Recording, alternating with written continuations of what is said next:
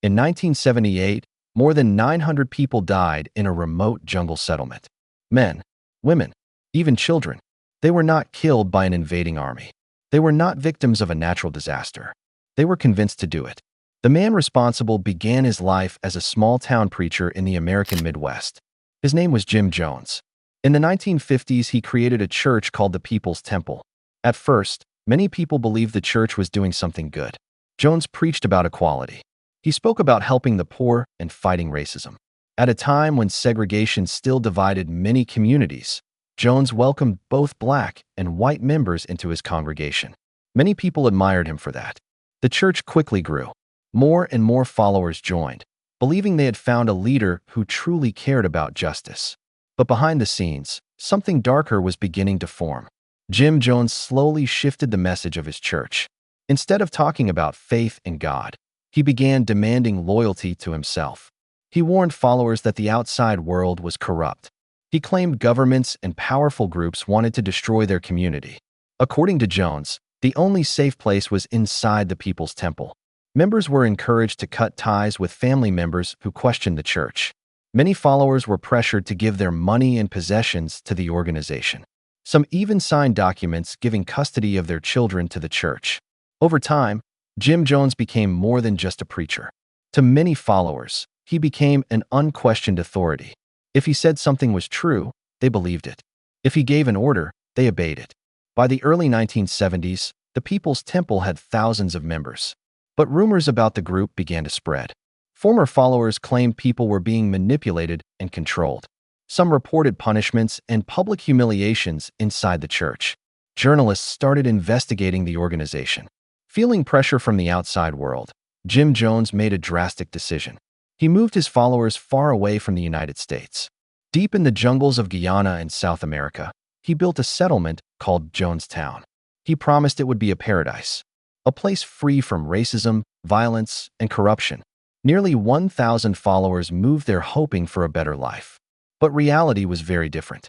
Jonestown was isolated and surrounded by dense jungle.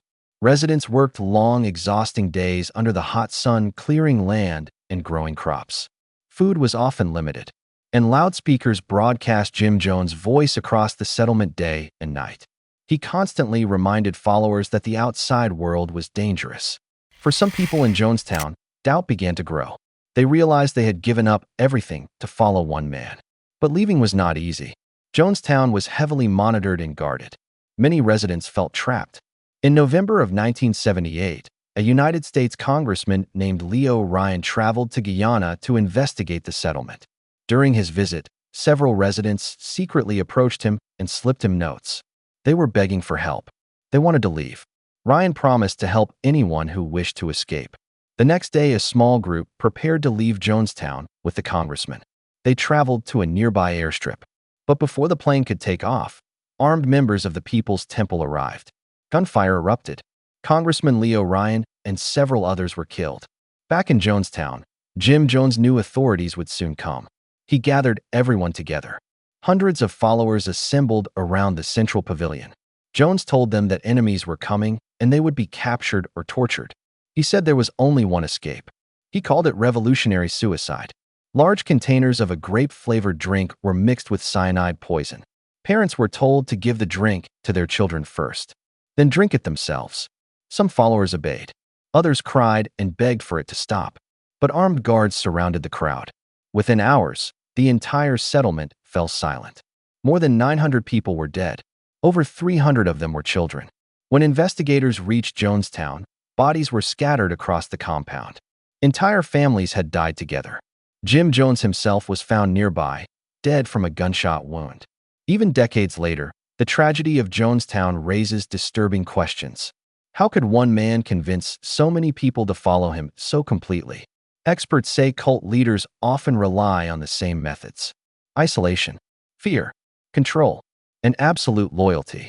The story of Jonestown remains one of the darkest chapters in modern history, a chilling reminder of how dangerous blind devotion can become.